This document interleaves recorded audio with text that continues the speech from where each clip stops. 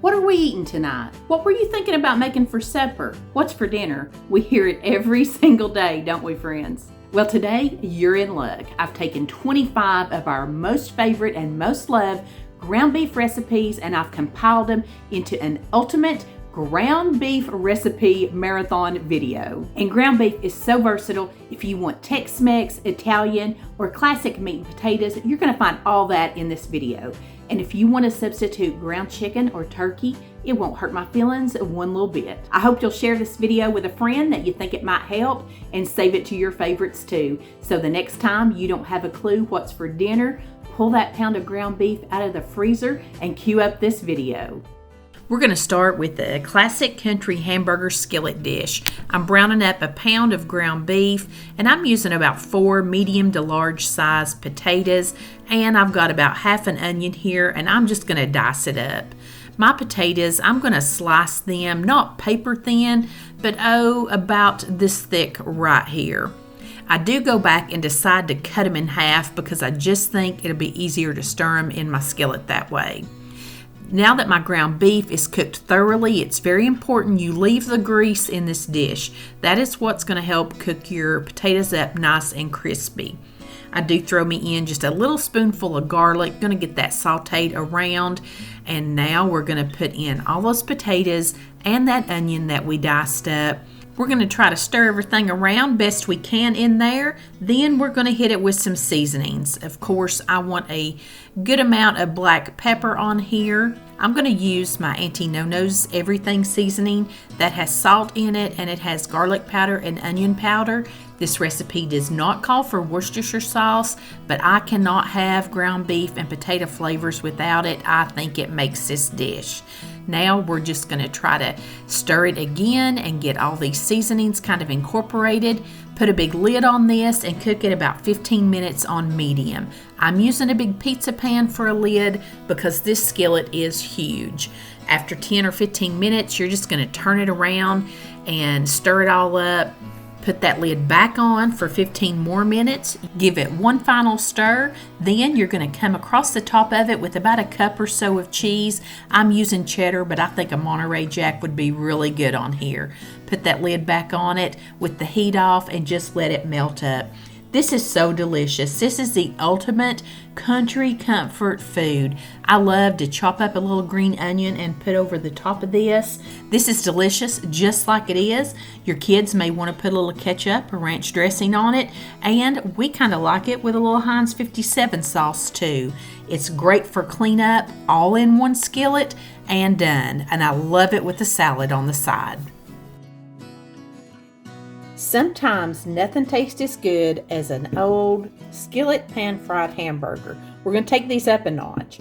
I've got 1 pound of ground beef, and I'm just going to sprinkle in a pretty good amount of Lowry seasoning salt. I'm also going to put in some 57 sauce. This is actually Walmart's brand of Heinz 57 sauce. Put in a little bit of Worcestershire sauce. This little combination of seasonings is really delicious in a burger. And these are seasonings that most of us pretty much always have in our pantry, so you can throw these burgers together anytime. And I have just roughly divided my pound of meat into 3 burgers here. And one little tip when you're using your burger press, if you put some wax paper in the bottom and then on top of your meat, it doesn't stick to your press and it's just a whole lot easier to clean up. These fry up no time on top of the stove and they don't make too bad of a mess if you just cook them at a nice medium temperature. Put your cheese of choice on the top. I know it seems silly to put a hamburger in here, but there's something about the combination of these 3 seasonings. You'll never go back. It's absolutely delicious. I love to throw just an old Betty Crocker suddenly salad together, some chips on the side, and we are set. Quick, easy weeknight dinner. Now I want to share with you my go-to recipe for sloppy joes, but I'm also going to show you a couple other things you can do with your sloppy joe meat. The ground beef is good and done all the way through. So now I'm going to add in this diced onion. And I am using about 3/4 of that onion I showed you. I'd say it's a medium size. I'm also going to throw in some diced green bell pepper. I'm going to throw in a nice couple spoonfuls of garlic. And we're just going to give everything a nice little spin here until these veggies get a little bit softened up. Now we are going to go in. I'm going to use, about 3/4 of a cup to a cup of ketchup. The recipe that I have linked for you, I'm actually doing about half of that. I'm also putting in a couple really big spoonfuls of brown sugar because that's how Mr. Effler likes it. I've also got about 2 teaspoons of chili powder. I just used some plain old yellow mustard in mine. Good teaspoonful probably. I also put about a half a cup of water in here to get it all brought together. This is completely personal preference, but I like to throw in a little bit of tomato paste, and I just have some tomato paste frozen in a bag, and I just kind of break off what I need. My friend Angie told me that trick. Angie has a YouTube channel, by the way. It's called If the Creek Don't Rise. I also like to come in with a pretty good dousing of Worcestershire sauce. Can't forget a little salt and a little bit of pepper. We're just going to get it all mixed together now. I'm going to give it a taste. That's pretty good. I'm going to add just a little bit more chili powder, just a smidge. Welcome to the family, where we taste our food at the stove, have our ingredients all over the place in sandwich baggies, and it feels like home. Tonight, you're just at home with us. I hope you love it. These are rich and warm, so flavorful and delicious. We absolutely love these sloppy joes. Patrick likes his with just a little bit of mustard on them and an old processed cheese single on the bottom. That is how he likes his. And a great tip I have for you when you're making spaghetti sauce, sloppy joes, taco meat, or even just plain ground beef. If you have an extra pound, go ahead and double that recipe, because I'm going to show you a lot of other meals that you can pull that pound out of the freezer and make a completely new dish with a lot of the work already done. If you're using some sloppy joe meat that you're pulling out of the freezer, go ahead and get it heated thoroughly. I do like to use about 1.5 pounds of sloppy joe for this recipe.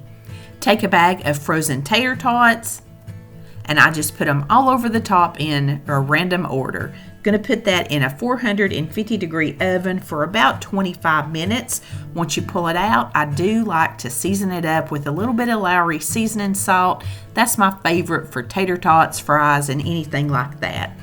Then you're going to cover the top with some cheese, probably about 1 cup to 1.5 cups. I'm using a Colby Jack. Use whatever you like. Put it back in that hot oven just long enough to melt that cheese. I love this dish topped with some red or green onion. This is one of those dishes where it would be really easy to sneak some extra veggies in. Put some mixed veggies or maybe just some corn down in your sloppy joe meat. It kind of would give off a shepherd's pie type vibe. This is another all-in-one dish, one skillet, and you're done. My family loves this one, and it comes together so quick. For our sloppy joe cornbread bake, we're going to start out making our cornbread base with 1 box of Jiffy muffin mix. We're going to put in an entire can of cream style corn, 2 eggs, 1/2 cup of milk. Give it a little stir to get everything combined. Then throw in 1 cup of cheddar cheese. We're going to mix that together, put it in a greased 9x13 casserole dish, bake it at 400 degrees for about 20 minutes. While that's baking up, we're going to make our sloppy joe mixture. I have no shame in my manwich game. I've used this for years, and if you're in a pinch for time, use your manwich sauce.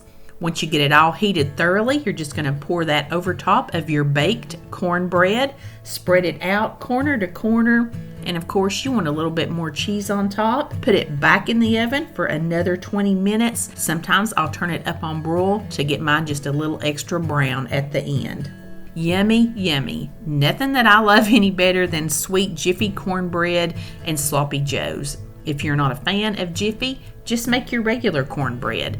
I love having a big salad made up on hand for the week to serve with all of my one skillet dishes and easy quick night dinners, but that's a whole video for itself. I'll leave it linked below in the comments for you. You're gonna love this one. Now let's look at a few crock pot ground beef recipes, starting with this Lazy Man lasagna. I'm going to brown up 1 pound of ground beef. Before it's done, I'm going to soak up a little bit of the grease, but I'm going to leave some of it for some added flavor. Now let's season it up with a little bit of garlic, and I'm also going to put in a nice big heaping tablespoonful of Italian seasoning. Seasonings are very cheap and they're a good way to elevate any meal. I'm also going to use some of these dried minced onions. You can feel free to use fresh here. I was actually just out. Now we're going to finish cooking it all the way through. Let's move over to our crock pot, and this is one where you want to be sure and give a good spray in the bottom and up the sides. I've got a 24-ounce jar of pasta sauce, and I'm going to spread half of that in the bottom of my crock pot. I'm using cheese ravioli, and I've got about a 25-ounce bag, and I'm going to use half of that for a layer. Next, I'm going to come in with half of my ground beef. Cover that up with a big cup of mozzarella cheese. I like to throw a little Parmesan in here if I have it too. Now we're just going to repeat these layers. And I'm using an oval 6-quart crock pot. I think this works great, but I've also made it in a round 4-quart as well. I like to finish it off with a little bit of Italian seasoning. Going to pop the lid on this, and I'm cooking it on low for 3 to 4 hours. This day it went 4 hours, and that was actually perfect. The cheese was nice and melted, but around the edges where some of the ravioli stuck up, it was not crunchy or crispy. When you cook with a frozen pasta in your crock pot, about 4 hours is the max. You go any more and it's just going to get really mushy. But this is absolutely delicious. This recipe is perfect for one of those busy Saturdays where you're working around the house, or maybe you come home in the evening and you can get this thrown in the crock pot before you take off for ball games and all that kind of stuff. Get back home and you've got a great hot meal. We're going to make another pasta dish, but it's totally different flavor than the lasagna. We're starting with 8 ounces of stewed tomatoes in our crock pot, and I'm just chopping mine up because we like the flavor of stewed tomatoes, but not those great big pieces. Also going in with 8 ounces of marinara sauce. And this recipe called for a number of different seasonings. They're all in Italian seasoning, so I used about 2 teaspoons of that. I put in just a little bit of red pepper flakes and a big tablespoon of Worcestershire sauce. The recipe called for 1 beef bouillon cube, but I went ahead and put this packet, which contains about 2 in it. Put in 1 tablespoon of sugar and salt and pepper just to taste. Give this a nice stir, and while we were putting it together, over on the stovetop, I had a pound of ground beef browning up with some onion, and I put just a little bit of garlic in it. We're going to bring that over to our crock pot and put it in with the sauce we just made. Mix all this together, and basically we're letting this cook all day long on low. I let mine go about 6 or 7 hours. This recipe also calls for some spinach, and since I had my skillet already out, I just thawed mine out on top of the stove and had it ready for later. Speaking of later, you can see how thick and meaty this sauce is. I'm going to add in 1/4 cup of Parmesan cheese and 1 cup of mozzarella. I've also boiled up 8 ounces or half a box of bow tie pasta, and I'm just going to stir all that together. I'm going to pop the lid back on this and let it set maybe 20 minutes, just long enough for everything to get combined and that cheese to melt. Then we're going to put our spinach in and stir it in. This is such a delicious dish. It's not overly tomatoey, doesn't make you think of a lasagna flavor. It's very beefy, it's thick, it's hearty, and it's meaty. This is one of those recipes that I absolutely love to make on a cold winter day, but honestly, my family could eat it year round. Let's look at crock pot Salisbury steak. I always start by doing a little bit of slicing and a little bit of dicing of about half an onion. We're going to start with our gravy mixture. You need about 1.5 cups of beef broth, and I'm just using this bouillon powder to make mine. Then you're going to stir in about 1 ounce package of brown gravy mix. Give or take on those sizes, it'll turn out fine, don't worry. Going to put in 2 tablespoons of ketchup, 1 teaspoon of Dijon mustard,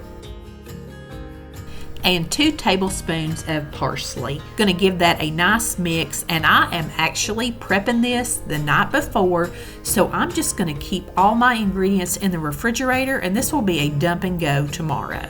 For the steaks, we're using 1.5 pounds of 85-15 ground beef, putting in 1 egg yolk, 3 tablespoons of milk, that diced onion.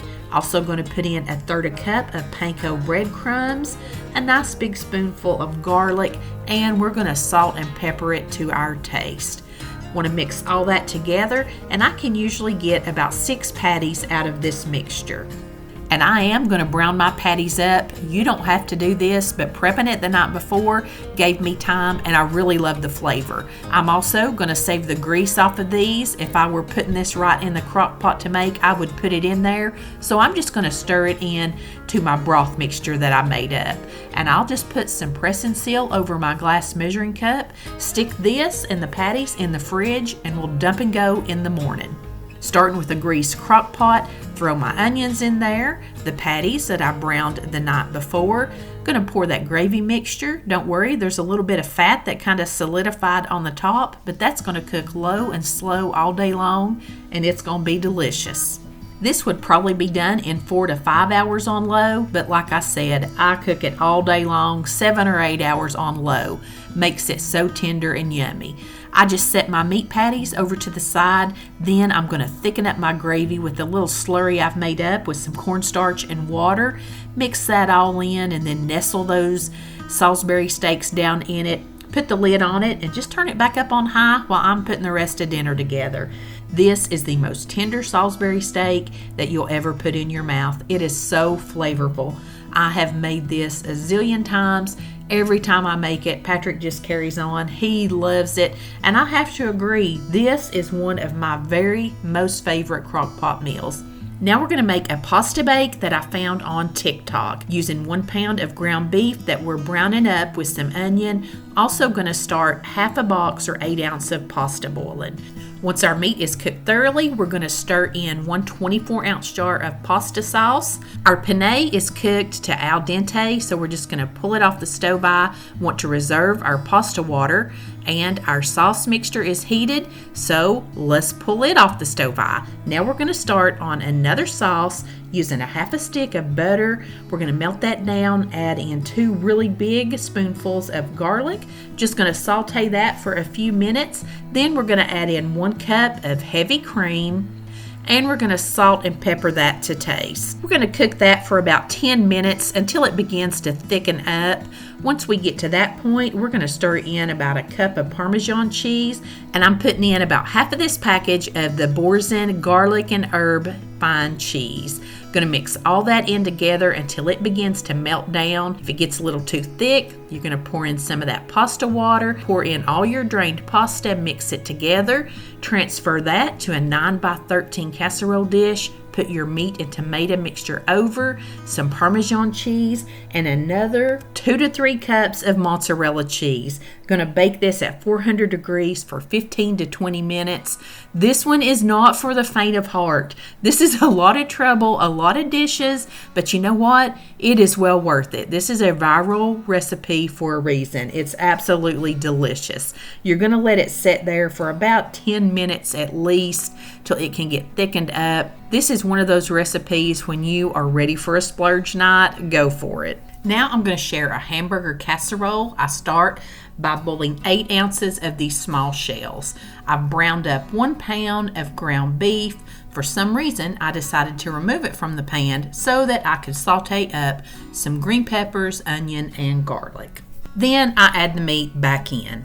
Now we're going to add in 1 can of petite diced tomatoes, and I did drain these. 2 tablespoons of tomato paste. That's a little bit more than it calls for, but I like it. Going to put in a teaspoonful of Italian seasoning, teaspoon of salt, and half a teaspoon of pepper, and a generous teaspoon of Worcestershire sauce. And let all that get combined together. Now we have drained off our noodles, and we are going to add in 8 ounces of softened cream cheese and 3 tablespoons of butter and a half a cup of sour cream, and mix all of that together. Now we're going to layer half of our noodles into a 9x13 greased casserole dish, followed by half of our meat sauce. Then we're just going to repeat that. Over the very top, we're going to put a half a cup of cheddar cheese and a half a cup of mozzarella cheese. We're going to bake that at 350 for 25 to 30 minutes, and I broiled mine right on the end because I like the top nice and brown. This one is amazing. It seems a lot like the viral TikTok bake, but it has a totally different flavor. This makes a ton, and it is great for lunch leftovers. Tonight we're starting with 2 pounds of ground beef, and we are going to turn it in to taco meat. But we're going to do this with a twist, and we're going to make a bunch of different things out of it. We're going to use this regular old taco seasoning pack that we all buy at the store, but instead of adding the water that it calls for with the pack, we are going to add an 8-ounce can of tomato sauce. And since I'm making 2 pounds of taco meat, I'm using 2 cans of sauce, and I'm going to use 2 packs of taco seasoning. It brings a whole different texture and body and a whole richer, deeper flavor to your taco meat. It's just delicious. Anytime I'm making something with ground beef, I love to go ahead and make 2 pounds. Then I can take a pound and put it in the freezer and pull it out for another quick, easy meal. And I can put it in lots of other recipes too. The great thing about tacos, everybody can customize their own. Patrick likes the hard shell with nothing but meat, cheese, and sour cream. Another thing we love to do with taco meat is make a crunch wrap. You just take a burrito-sized flour tortilla, put down a little nacho cheese. Then you're going to spread your taco meat out to about that same size. I used to use tostadas on top of this, but now I just use my regular old taco shells, break them in half and break off the bend. Works fine. Then you're just going to spread out some sour cream. And I like a lot of nice crunchy iceberg lettuce in mine. Put a little bit more shredded cheese and diced tomatoes. Then I just tear off a piece of another smaller flour tortilla to kind of seal this up. Then you're just going to go all the way around your little crunch wrap, folding it up.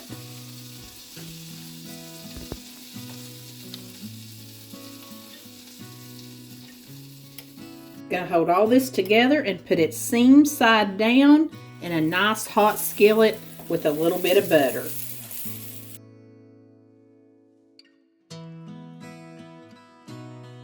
Guys, these are so good. This is not the prettiest plate in the world, but I love a good soft taco, of course filled full of lettuce. Got half of my crunch wrap and a few chips and cheese. Now let me show you a whole nother redo with the rest of our taco meat that we made tonight. Now I'm going to share a taco biscuit bubble up bake. It starts with 1 pound of taco meat, which we were lucky enough to have in the freezer. We just thawed it out. We're going to bring it up to heat in a skillet. I've also got 1 roll of Grand's biscuits, and I'm cutting each one of those into 8 pieces and putting them aside in a big bowl. I'm also going to go ahead and cut up a couple of green onions. Once our meat gets up to temp, we're going to put in 1 can of black beans that we've rinsed and drained. Also going to put in 1 small can of enchilada sauce. Want to mix all that together and let it come up to a simmer. Back over to our biscuits, we're going to put in 1 cup of cheese, use your preference, and we're going to throw in most of those green onions. We're going to mix in our taco meat and bean mixture. Very carefully want to mix that together, not crushing up our biscuits. Going to put that in a 9x13 greased casserole dish. Make sure our biscuits are spread out very evenly throughout this mixture. Bake that at 375 degrees for about 20 to 25 minutes. Pull it out, put a little bit more cheese on the top of that. Give it another 5 minutes or so in the oven, just enough to melt that cheese. This is definitely beautiful and bubbly, and if you are a fan of Tex-Mex, you are going to love this one. It gets the name Bubble Up because those Grand's biscuits just bubble up inside of this and soak up that enchilada sauce. I get asked a lot on Bubble Up bakes, are the biscuits soggy or do the biscuits get hard? And neither one. They're always just perfect. Let's go back to the crock pot. For our next recipe, we're going to start with 30 ounces of frozen hash browns. You want to make sure these are frozen. Do not let them thaw out. We're going to add in 1 can of cheddar cheese soup and an envelope of taco seasoning. We're going to take 1 cup of shredded Mexican style cheese or whatever you decide to use. And at this point, I like to try and give it one little stir because this is quite a lot to stir in your crock pot. We're going to add in 1 pound of ground beef that we've cooked up with some onion and garlic. Now give it another big stir. Once you get it all stirred together, put the other cup of cheese over the top. Lid up your crock pot. This is one of those recipes, didn't take too long. I cooked it on high for about an hour and a half. You could cook it on low for 4 to 5. Look how beautiful and melted that cheese is. When I started dishing it out, I immediately began thinking, oh, we could put corn in here, we could put black beans, we could put some chilies. That's what's so awesome and versatile about ground beef. You could take any of these recipes and change the seasonings and the add-ins and turn it from a taco to a sloppy joe or more of an Italian dish. We absolutely love this one, and I think you will too. Now for one of my most fun and favorites, it's the Taco Mel's Mexican pizza. And I love to use these pizza crust mixes. They're so easy and so cheap. You just mix it with a 1/2 cup of hot water till it's just combined. Then put a little oil over your dough and set it aside for maybe 5 minutes. I worked on my taco meat while this was sitting there, and I used the little trick I showed you earlier where you use the tomato sauce. Now we're going to spread our dough out on our greased pizza pan. Just work it out till you get it to the edges. Poke it with a fork, and we're going to par bake it for 5 minutes at 475 degrees. Now for the fun part, we're going to build our pizza. I started with a base of refried beans, then I added my taco meat on there. You want to be sure and get as close to the edge as you can. I like to bring some taco sauce and drizzle it over the top and then kind of smush it down in there. And I had about 3 different bags of cheese that I just wanted to use up, so I put them all on here. Then we're going to bake it about 10 more minutes, and it is perfectly done. It's ready to decorate. I like to do it up just like I would a taco with tons of crunchy iceberg lettuce. I like to use some fresh salsa or tomatoes on top of mine, and I put a big old dollop of sour cream in the middle. I cut mine up with a pizza cutter and I serve it by the slice. This is one of those recipes that I take this inspiration and I use this all the time. Sometimes with leftover pulled pork barbecue. I've done a sloppy joe pizza. We've done a hamburger pizza with pickles and mustard.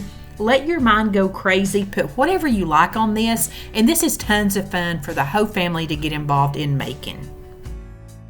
I think you're going to love this enchilada casserole. I'm starting with a pound of ground beef that I've cooked up with some onion. I'm going to add in 2 cups of salsa, 1 can of rinsed and drained black beans, and the kicker here is the zesty Italian salad dressing. We're going to put in a 1/4 cup of that. We're also going to put in 1 package of taco seasoning mix. We're going to grease a 2-quart baking dish, and we're going to put 3 flour tortillas down in the bottom of this. On top of that, we're going to start layering it up, kind of like a lasagna. We're going to use half of our meat mixture. Then we're going to spread a 1/4 cup of sour cream on top of the meat mixture and use about 3/4 cup of cheese. I'm using some Monterey Jack and cheddar. Now we're just going to repeat those layers. Fills this right up to the top. I'm going to spray some aluminum foil with a nonstick spray and cover my little casserole dish here. I'm going to bake this for about 20 or 25 minutes at 350 degrees, and I do put it on broil right at the end. The instructions for this recipe in the pen I have linked actually say to cook it at 400 degrees, but anytime I get it that hot, the bottom layer of my enchilada casserole gets kind of tough. You can see how nicely it slices up and stays intact when you let it set for just a few minutes. A lot of these recipes use the same ingredients, but they'll have one little seasoning or one little kicker or just a different way of preparing them that makes them so unique and so special. Let's take a break from Tex-Mex and let me show you this 5-ingredient ground beef casserole. It starts with 3 cups of frozen diced hash brown potatoes and a 1/2 cup of shredded cheese, adding in 1 can of cheddar cheese soup and 1 can of cream and mushroom soup. I'm going to season it up with a little bit of salt and pepper and give it a good mix. Meanwhile, we're browning up a pound of ground beef. The recipe called for 1.5 pounds, but 1 pound was all I had. Seasoned it with some garlic powder, some onion powder, and some salt and pepper. I threw some onion in mine. That wasn't in the recipe, but I feel like it needed it. Going to drain all the grease off and mix that into our potato and cheese mixture. Then we're putting it in a 9x13 casserole dish that's been well greased, covering it with a little bit more shredded cheddar cheese. Going to put some aluminum foil over the top. Bake this at 350 degrees for 30 minutes, then uncover it and bake it another 30 minutes. You definitely need to let this one sit when it comes out. I won't lie, when I first saw it, I thought, that looks kind of gross. I don't think I'm gonna like it. But friends, let me tell you, the flavor of this dish is so good. We ended up really liking this. It's very simple ingredients, but they taste great together. Now we're gonna make a cowboy casserole. Starting with 1 pound of ground beef, we're gonna add in either a can of cream of chicken or cream of mushroom soup, your choice, 1/2 cup of cheddar cheese, and 1/4 cup of sour cream. I did season mine up with a teaspoon of onion powder and some salt and pepper. This recipe also called for corn and bacon bits, but I just left that out. I wasn't feeling that. Just eyeballed the milk that this recipe called for because it originally called for only 1/2 pound of hamburger meat. I don't think that would have been enough. We're going to turn our meat mixture into a 9x13 greased casserole dish. Come over top with another cup of shredded cheese. Then we're going to start adding 1 bag of tater tots, and these are still frozen. Baking this at 375 for 45 minutes. Then I pulled it out and put a little bit more cheese over it. Put it back in the oven just to melt that and get that top nice and toasty. This one is so good. This was the very first tater tot casserole that I ever made. It is stick to your ribs good. You don't have to be a cowboy to love it, but I guess it doesn't hurt. It's a meat and tater favorite. You're gonna fall in love with my Aunt Kathy's cowboy beans. They are so easy and so delicious. Starting with 1 pound of ground beef that I'm browning up along with some onion. I'm using 2 15-ounce cans of pork and beans. You could definitely use the one big 28-ounce can of them. Putting in 1 cup of ketchup, 1 tablespoon of chili powder, and 3 tablespoons of apple cider vinegar. I'm mixing all this up in a 2-quart glass casserole dish that has a lid. You definitely need like a Dutch oven or a bean pot, something that you can bake this with a lid on it. I season it up with a little salt, give it a mix. Once I've drained my ground beef, I mix it into this pork and bean mixture and get everything well combined. Then put that lid on, bake this for 1 hour, covered, don't touch it, at 400 degrees. Very carefully pull that bubbling beauty out of the oven, let it sit there for a good 10 or 15 minutes. It is going to thicken up and it is going to look so warm, so rich, so delicious. I bet I've made these beans a million times. I like to serve them with fried potatoes and greens and some fried cornbread. Let them be our main dish. Then they're great as leftovers. They're perfect to eat alongside of a pasta salad and burgers. They're perfect for a cookout or any night of the week. Your family will love them. Now we're going to make Mary's meatloaf. This is one of the most beloved recipes in my home and here on my channel. Starting with 1 pound of ground beef. I'm using a little handful of frozen onions I had left in the freezer. If you like green peppers, be sure and put those in. I've got a little 8-ounce can of tomato sauce, and I'm going to use, maybe 3/4 of that can. And I think Lowry seasoning salt is the perfect seasoning for this meatloaf. To help hold all this together, I'm using 1 cup of quick cooking oats and 1 egg. There is something about using the oatmeal. I like it so much better than crackers, bread, breadcrumbs, anything else that I've ever tried. I don't know what it does, but it keeps it so moist, and it just has some kind of magic that it does. It has the best flavor. I'm not knocking anybody's meatloaf, but I've not had one yet that can shake a stick at Mary's. It's my favorite. I'm just making a small 1 pound meatloaf for us, and I prefer to make my meatloaf in a casserole dish. I like it a little bit thinner and it doesn't take quite as long to cook. And if you mix it up in your baking dish, you don't have any extra dishes. Going to cook this at about 425 degrees for about 30 minutes. And if you think Mary's meatloaf cannot get any better, just wait. We're going to take that remaining tomato sauce and make a savory, yummy topping, throwing in a little bit of brown sugar, a squirt of mustard, and just a little drizzle of apple cider vinegar. Patrick Effler likes his sweet, so I throw in a little extra brown sugar. I'm going to mix that up. We are going to take that beautiful sauce and pour it all over the top of this meatloaf. In addition to the oatmeal, this sauce just makes this meatloaf out of this world. This is just a small one, of course, I've made today, but I'll have you a link to all the measurements for a full recipe for it down in the description box. I'm going to put that back in for another 10 or 15 minutes, and it will get nice and sticky and gooey on the top. 30 years of making this meatloaf, and I am not tired of it yet. And I love to get me a big corner piece. This is delicious. You can't go wrong with this one. Let me know when you make it what you think about it. You're going to go crazy for this old recipe called Cheeseburger in Paradise. It starts with 1 pound of ground beef. Going to throw some onions in it, and a little garlic, if you like, is good in here too. Going to season it up with a 1/2 teaspoon of salt and a 1/2 teaspoon of garlic powder. Put in some Worcestershire sauce, and you just use your own discretion here. You know what your family likes. Once you get all that combined and the grease drained off, you're going to transfer it to a greased pie plate, and this does make the perfect amount for a pie plate size dish.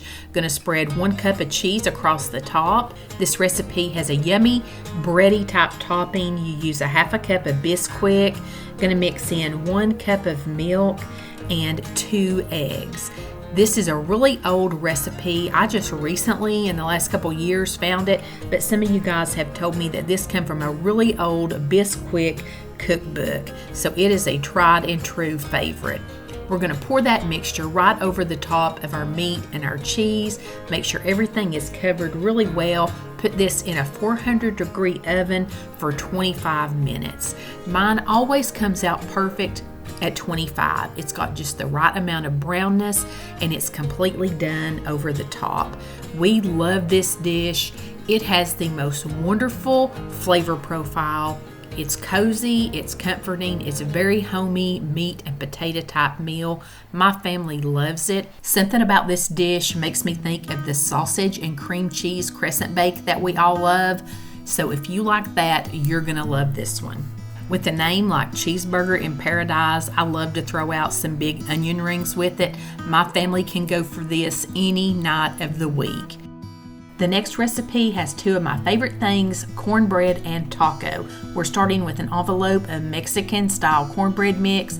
Use whatever you like. We're going to make it just a little bit different than the directions on the package. We're going to use a half a cup of milk and 1 egg. The directions say to bake this in a 9x9 pan, which I didn't have. I used this like 10x7 and it was fine, but we're going to bake it at 350 degrees for 15 minutes. That's a little lower temperature and less time than the package instructions say. Into 1 pound of browned up ground beef, we're going to add 1/3 cup of water and an envelope of taco seasoning. Also going to add in a can of rotel and whole kernel corn, both of which are drained.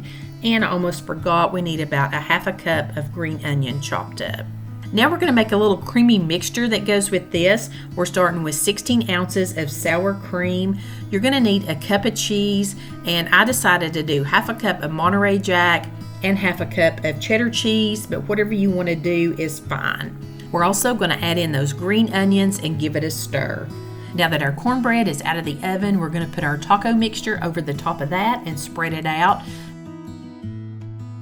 Then the sour cream mixture and get it all spread out. I'm going to use that 2nd cup of cheese. Again, I went halfers and split mine between 2 different cheeses. We're going to bake this at 350 degrees for 30 minutes. I did turn mine over to broil on the last few because I like them toasty and brown.